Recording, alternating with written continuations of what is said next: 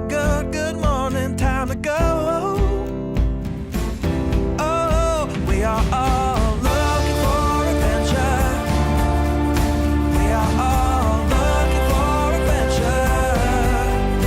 We are all Welcome back to the 3x5 Live podcast. On this podcast, we talk about mindset, mindfulness, productivity.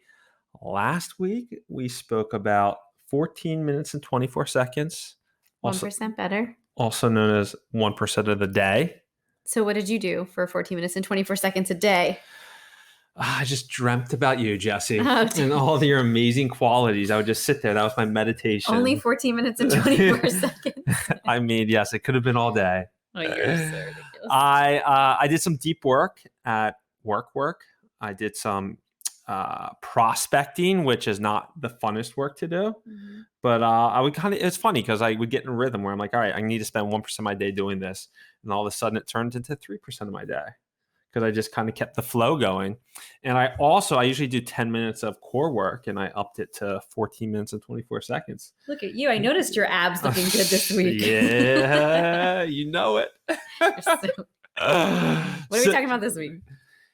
We are talking about breadcrumbs. So this week, Jessie and I have attended 2 funerals, which obviously has made us reflect on life and seasons of life and how fragile life is. Mm-hmm. And so that's something that happened. And I also listened to a podcast, Ed Milet podcast, and he just had this one little mention in the podcast. He was talking about relationships, and he was interviewing not a relationship coach, but a woman that wrote a book about how to make strong friendships and the value of friendships, and comparing a friendship versus being in a marriage and things like that. And he made a comment in there that I don't know why it stuck with me, but he was talking about how you need to have, like, a lot of your friendships are people that believe the same things as you. But sometimes it's nice to have a friendship where somebody has different beliefs and they challenge you and you spar about things. And he's like, Ed Milet's father passed away 2 years ago. And he's like, what I would give to just like spar with my dad about taxes. He's like, me and him had a ton of different beliefs, but like we still respected ourselves at the end of the day. But those things that like annoyed me, like what I would give to go back and have those conversations, which I didn't love at the time. Mm-hmm. And that brings us to breadcrumbs. But before that, like, I really want to put a pin in that because I think that for so many of us, I don't know how many conversations I've had where we're looking for a community or a connection with people who are like-minded. We're always like, let's find like-minded people. And I think friendships with people who are like you are very easy and they flow. And that's why we're attracted to them. Yep. But in thinking about that idea of looking for friendships that do challenge you or relationships that do challenge you, like that's a lot harder, right? Like those relationships create, like, you need to have energy when you enter those conversations and you need to be present when you enter those conversations. But I think to your point, if you can surround yourself also with people who do not necessarily think the same way that you do, there are some really like golden nuggets of wisdom, but the energy to be able to listen, absorb, like retaliate and have a conversation and a dialogue that's back and forth, like that's a space that you need to set aside. But I think you're right. Like, I think that could be really beneficial. But you have to have the foundation of respect. Like Ed and his dad had the foundation of respect. Mm-hmm. And then they were just, discussing this topic passionately to each other. So, I mean, I think if you have that foundation where you're both come from a place of like, I love you, I respect you, now let's go at it, then I think there can be a lot of great banter that's good and healthy. Yeah, for sure. Okay, so now we can talk about breadcrumbs. So another relationship book or expert, and I don't exactly know where we read this or where this was from, but talks about this idea of breadcrumbs. And the author was talking about how things that tend to annoy us in our relationships with others are those things that when that relationship is no longer there, that person is no longer there, when you reflect back, could really be those things that you miss the most. So the breadcrumb idea was like your spouse or whoever it is leaving breadcrumbs on the countertop. And it's that thing that annoys you and that thing that comes up for you. And it's a point of contention, or like dishes in the sink, or like Legos being left out, or not cleaning up after yourself, or those things in our relationships, that those kind of patterns we fall into that drive us crazy about like our spouses or our friendships.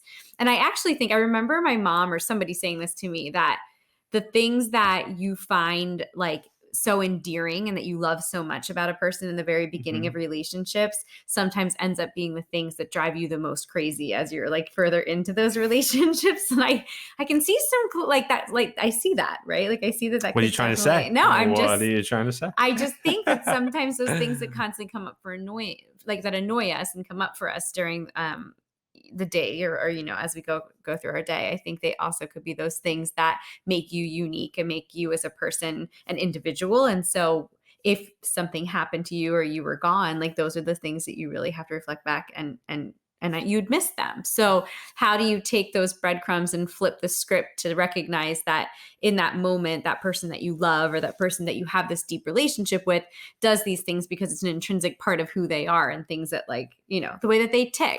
And the reason that they tick is probably the reason why you were attracted to them in the first place, whether it be a friendship or a relationship. Yeah. And I mean, I think we can find that, with our parents or, family members that sometimes, push our buttons, but one day we're going to be like, man, I wish they were here to push that button again. I miss how they, pushed me or asked these questions I didn't feel like answering for the, 15th time this week or things like that. And where I heard about this breadcrumb story was from Bryan Jessie from Heroic. And it came to him through, he had a rooster that was dying. He lives on a farm in Austin, and it was like a great rooster, but the rooster often annoyed him. He'd be in the middle of a Zoom call or an important call, and that rooster's just going nuts. But now this rooster is passing, and he's like, and it hasn't been what Roostery? Is that what you were going to say? He hasn't calling? Been whatever you call a rooster when it makes its noise. It hadn't been doing it for 3 days. And he's like, now I miss it. I long for those breadcrumbs, that rooster making the noise. So I think that this week we've just been super reflective. And even in the last 6 months, we've had multiple conversations about relationships in our lives, specifically like our parents, and how life is, fleeting. And there's these moments that we really need to monopolize on and really pay attention to. The breadcrumb idea is like another layer to that, because you're not just thinking about when things are great, when things are good. You're also appreciating those moments and those, nuances that a person has that you really might miss if they weren't there anymore. Yeah. So next time, like you're at your parents' house and they're driving you a little crazy, you just can sit there and giggle and be like, and just think breadcrumbs. Yeah, breadcrumbs. I love it.